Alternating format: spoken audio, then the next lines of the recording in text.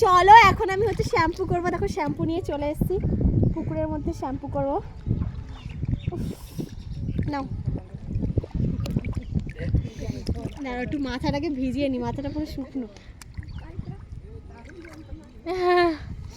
ভালো করে সোজা করে ধর ফোন, সোজা করে ধরে। বৃষ্টি হলে ভালো হতো, বৃষ্টি হচ্ছে না।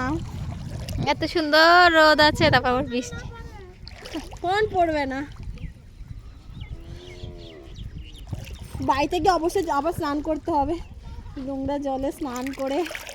দেখো ওইদিকে, দেখা এই জলে কি হচ্ছে, দেখা না ওইদিকে, ওইদিকে না দেখাতে হবে না এদিকে। দেখা না, দেখা না, দেখা না, আরে কেউ নেই, ভালো করে দেখ।